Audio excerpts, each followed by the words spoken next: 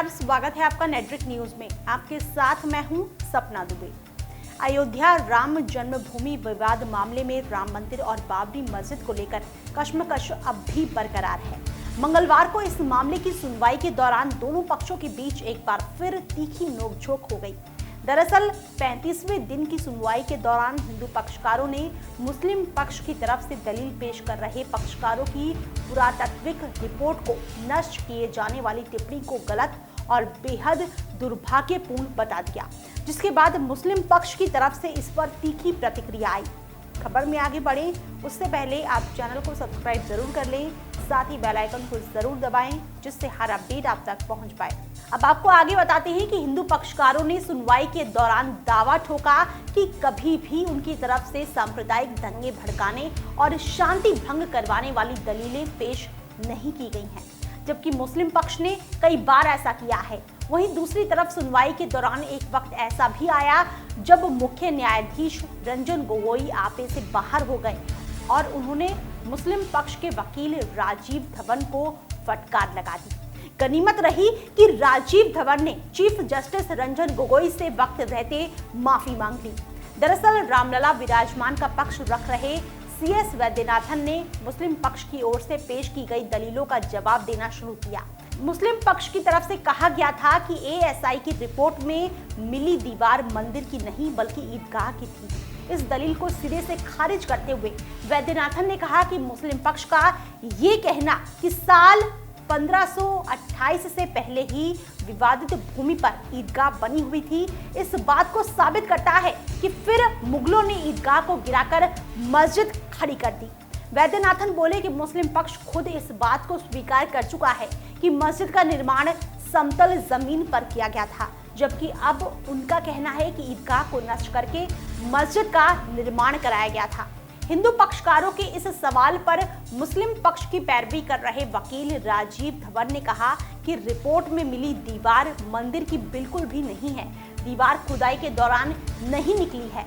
इस दौरान धवन ने दलील पेश की कि साल 1961 में हमारी तरफ से इस विवाद पर केस दर्ज कराया गया था, तो हमें इस बात के बारे में जानकारी कैसे हुई?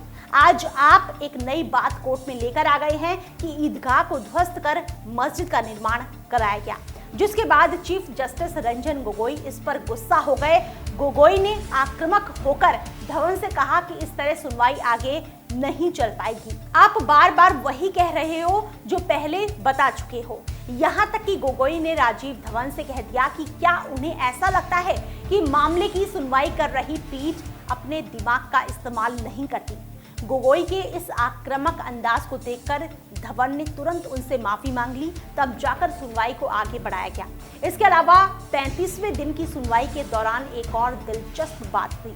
दरअसल बहस के दौरान जस्टिस SA बोबड़े ने हिंदू पक्षकारों के वकील के पराशरन से पूछ लिया कि क्या ज्योतिष में श्री राम के जन्म के समय को लेकर कोई भी जिक्र किया गया है, जिसके जवाब में पराशरन ने कुछ इतिहासकारों की ओर से किए गए दावों का हवाला देते हुए कहा कि बिल्कुल कुछ ऐसे साक्ष्य जरूर हैं। श्री राम के जन्म के समय को लेकर कई जगहों पर जिक्र किया गया है, जिस पर मुस्लिम पक्ष के वकील धवन ने एक रोचक टिप्पणी कर दी।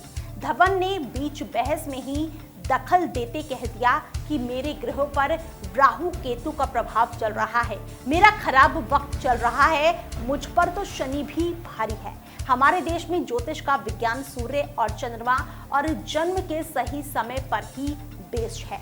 ग्रहों की चाल ढाल को देखते हुए रोजाना भविष्यवाणी की जाती है, परंतु क्या भगवान श्री राम के मामले में ऐसा किया जा सकता है? धवन ने दलील देते हुए कहा कि श्री राम के जन्म स्थान और जन्म के वक्त के बारे में पक्के तौर पर हमारे पास कुछ साक्ष्य हैं। इस सवाल का जवाब है नहीं। आपको बता दें कि आज गांधी जयंती के उपलक्ष्य में सुप्रीम कोर्ट में इस मामले की सुनवाई नहीं हो रही है। इस मामले की सुनवाई भारत के मुख्य न्यायाधीश रंजन गोगोई की अध्यक्षता में 5 न्यायाधीशों की संविधान पीठ सुनवाई कर रही है।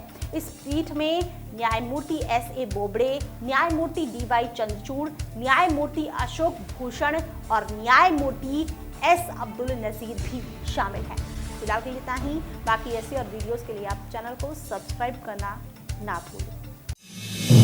आप देख रहे हैं नेटवर्क न्यूज, साहस सच कहने का।